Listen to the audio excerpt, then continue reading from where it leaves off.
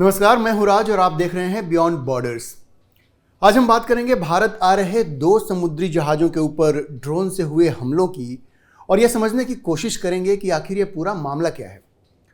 जैसा कि हम सब जानते हैं, 23 दिसंबर को भारत आ रहे 2 जहाज़ों पर हुए ड्रोन हमलों ने भारत की चिंता बढ़ा दी है। एक जहाज़ पर हमला अरेबियन सी में शनिवार को दिन में हुआ, जबकि दूसरे पर देर रात रेड सी में हुआ।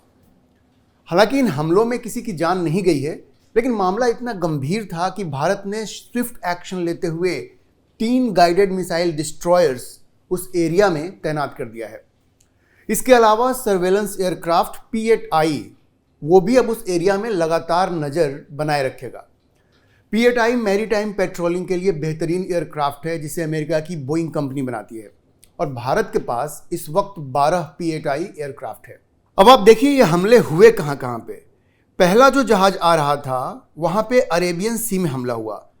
अब ये जहाँ पे ये हमला हुआ है ये तकरीबन 217 नॉटिकल माइल है गुजरात के पोरबंदर पोर्ट से, और जो दूसरा हमला हुआ है वो रेड सी में हुआ है। अब ये पूरा जो कॉरिडोर है ये व्यापार के लिहाज से बड़ा ही महत्वपूर्ण है। अगर आप रेड सी को देखें तो रेड सी के एक तरफ आपको इजिप्ट दिखेगा, दूसरे साइड में सऊदी अरेबिया है, फिर उसके नीचे यमन है, और ये जो रेड सी है इससे आप अगर ऊपर जाएंगे तो यहाँ पे स्वेज कैनाल है। अब ये जो स्वेज कैनाल है इसकी इंपॉर्टेंस इतनी ज़्यादा है कि अगर ये बंद हो जाए तो फिर ये पूरा रूट जो है चोक हो जाएगा, बंद हो जाएगा, और उसके बाद यूरोप से या रूस से जो भी जहाज़ आएगा उसके लिए अरेबियन सी में पहुँचना बहुत ही मुश्किल हो जाएगा। क्यों? क्योंकि अगर ये रूट बंद हो गया तो उसको अफ्रीका से होते हुए, अफ्रीका के किनारे होते हुए, केप ऑफ गुड होप होते हुए फिर इंडियन ओशन में आना पड़ेगा। तो इसलिए आप समझ सकते हैं कि ये जो रेड सी है वो कितना इंपॉर्टेंट है, और अरेबियन सी इसका अपना अलग ही महत्व है। क्योंकि आप देखिए जो पर्शियन गल्फ है और रेड सी है, यहाँ से जो भी जहाज आएंगे वो इंडियन ओशन में अरेबियन सी होते हुए फिर इधर तरफ आप ऑस्ट्रेलिया की तरफ चले जाएंगे इधर।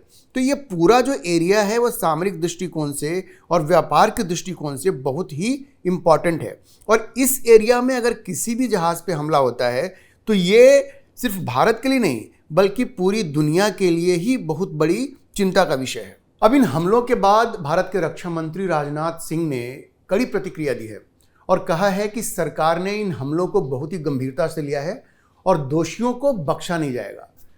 बिना किसी देश का नाम लिए राजनाथ सिंह ने कहा कि भारत की बढ़ती आर्थिक और सामरिक शक्ति ने कुछ ताकतों के मन में ईर्ष्या और नफरत भर दी है, लेकिन उन्होंने साफ साफ कह दिया है कि इंडियन ओशन रिम रीजन में भारत एक नेट सिक्योरिटी प्रोवाइडर की भूमिका निभाता रहा है और वो ये भूमिका निभाता रहेगा।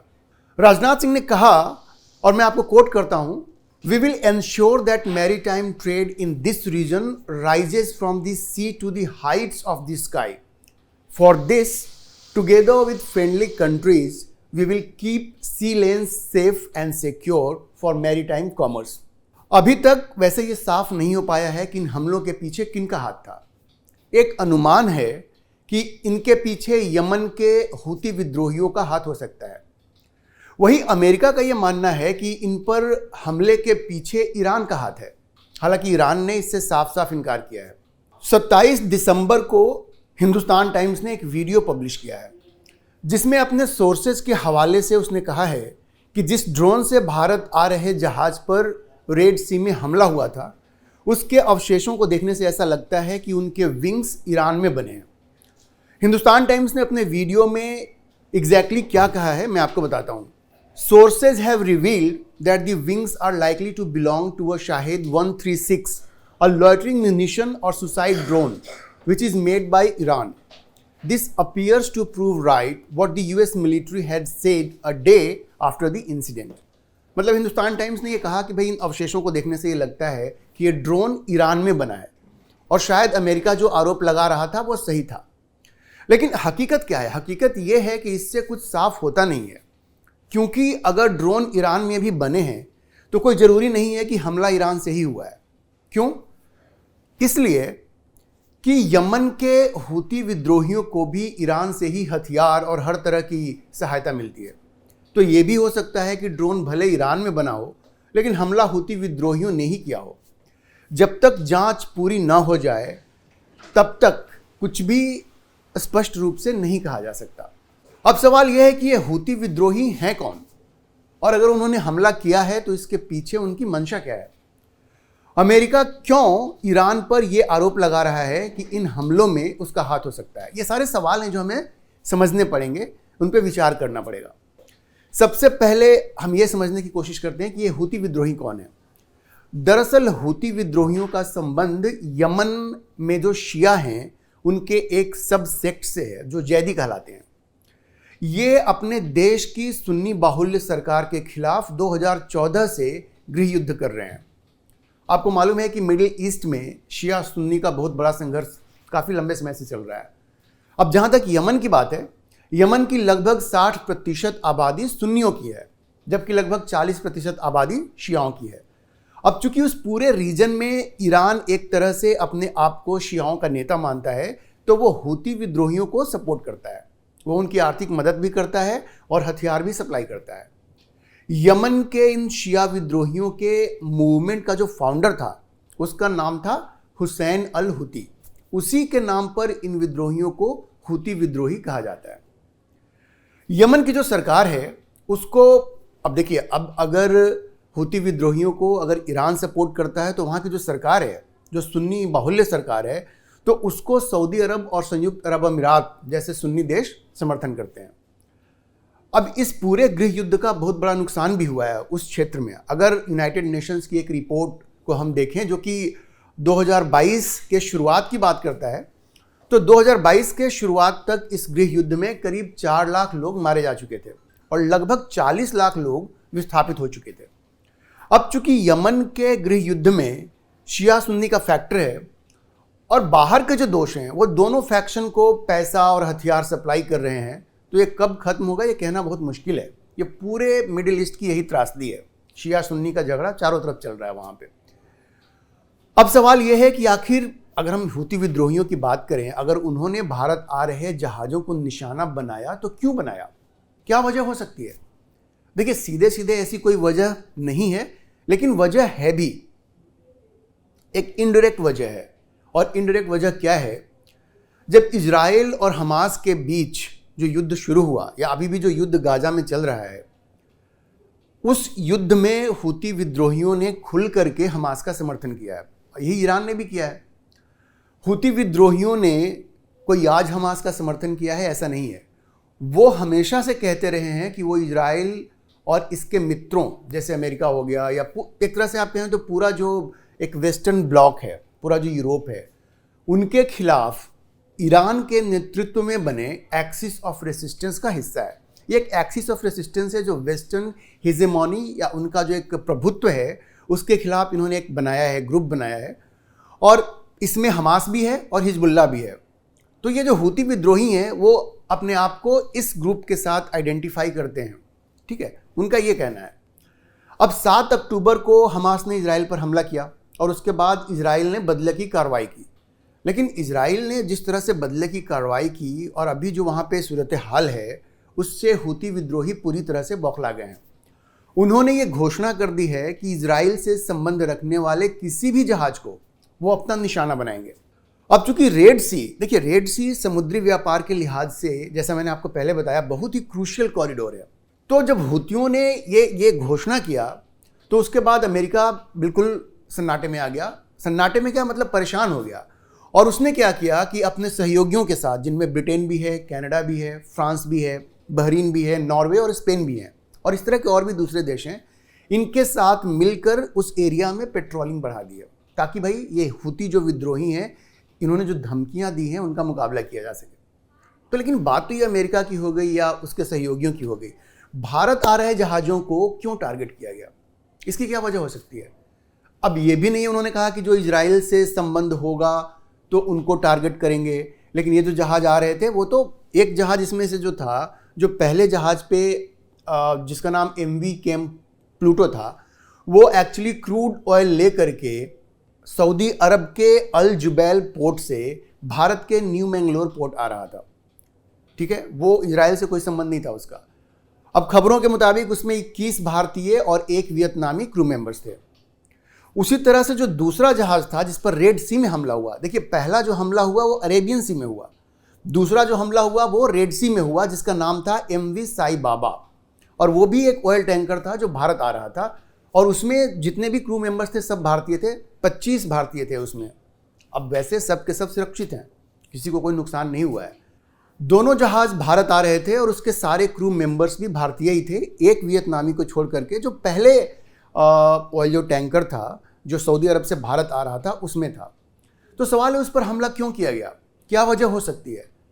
अब इस बारे में अभी तक कोई स्पष्ट वजह सामने नहीं आई है, लेकिन वजह एक हो सकती है, और वो वजह ये हो सकती है कि भारत ने इस युद्ध में आतंक के खिलाफ इजराइल को खुलकर समर्थन किया है।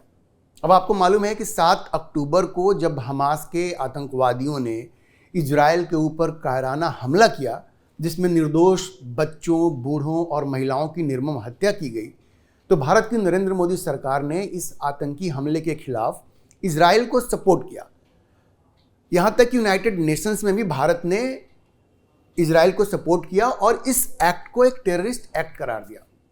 हालांकि भारत ने स्पष्ट किया है कि वो 2 नेशन थ्योरी के अपने पारंपरिक स्टैंड पर कायम है, लेकिन देखिए जिस तरह का हमला हुआ था भारत ने बिल्कुल स्पष्ट कहा कि ये दोनों भाई अलग अलग चीज़ है। 2 नेशन जो थ्योरी है, 2 नेशन की जो डिमांड है उसको तो भारत सपोर्ट करता है, लेकिन निर्दोष बच्चों का कत्ल करना, बूढ़ों का कत्ल करना, महिलाओं का कत्ल करना, ये एक पूरी तरह से आतंकवादी घटना है और हम इसको सपोर्ट नहीं कर सकते। तो ये संभव है कि भारत ने इजराइल को जो सपोर्ट दिया है उसकी वजह से भारत आ रहे इन जहाज़ों पर हूती विद्रोहियों ने हमले किए हों, ठीक है। लेकिन ये भी सही है कि अभी तक कुछ भी स्पष्ट नहीं हुआ है और पूरी जांच के बाद ही कुछ कहा जा सकता है। वैसे हूती विद्रोहियों ने रेड सी में जो धमकी दी है उसके बाद दुनिया के बहुत सारे शिपिंग फर्म्स ने ये कहा है कि वो रेड सी के रास्ते अब अपने जहाज़ों को नहीं भेजेंगे, क्योंकि हमले होंगे, बहुत ज़्यादा नुकसान हो सकता है। और अगर ये भी समझने की बात है कि अगर ये शिपिंग फर्म्स रेड सी का रास्ता अगर छोड़ देंगे तो बहुत बड़ा आर्थिक नुकसान होगा, क्योंकि इन जहाज़ों को अगर फिर यूरोप और रूस से अरेबियन सी आना है, इंडियन ओशन में आना है, तो फिर जैसा मैंने बताया आप साउथ अफ्रीका के किनारे होते हुए, बिल्कुल कोस्टल एरिया से होते हुए, केप ऑफ गुड होप होते हुए फिर उनको अरेबियन सी और इंडियन ओशन में आना पड़ेगा। और अब ये समझिए कि इसमें जो नॉर्मली जो रेड सी से आने में जितना टाइम लगता है उससे 10 दिन ज़्यादा लगेंगे उनको, और फिर समझिए उसमें फ्यूल का खर्चा ज़्यादा होगा, 10 दिन ज़्यादा लगेगा तो फ्यूल का खर्चा भी ज़्यादा होगा, क्रू मेंबर्स हैं उनका भी कॉस्ट बढ़ेगा, तो ये बहुत महंगा पड़ेगा अगर इकोनॉमिकली हम लोग देखें तो। अब अरेबियन सी में जो अगर हमले जो हुए भारत के जहाज़ पे, फिर जो रेड सी में हुआ, ये वाकई भारत के लिए भी बहुत गंभीर वाकया है। देखिए है क्या, अरेबियन सी जो है वो दुनिया के 2 व्यस्ततम बिजिएस्ट शिपिंग लेन्स के पास है, मतलब एक रेड सी और एक पर्शियन गल्फ, ये दोनों बहुत ही बिजी है, और यहाँ पे अरेबियन सी है, ठीक है। अगर यहाँ पे किसी भी तरह की अस्थिरता या हमला होता है तो ये भारत का जो ऑयल इंटरेस्ट है उसको भी बुरी तरह प्रभावित करेगा, क्योंकि यही वो रास्ता है। अब रेड सी से जो रास्ता आता है अरेबियन सी होते हुए भारत जो आता है, यहाँ से आपको जो रूस से तेल आता है वो इस रास्ते आता है। अब जो आपको आप ये समझिए कि जो खाड़ी देशों से जो ऑयल आता है इंडिया, वो पर्शियन गल्फ से होते वो भी अरेबियन सी के थ्रू ही जाता है। तो अरेबियन सी में किसी भी तरह का हमला या इनस्टेबिलिटी भारत के ऑयल इंटरेस्ट को प्रभावित करेगा।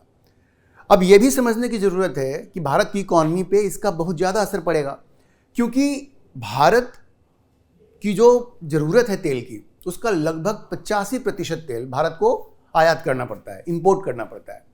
अब इसमें से 40% तेल आज की तारीख में वो रूस से इंपोर्ट हो रहा है डिस्काउंटेड प्राइस पर, ठीक है।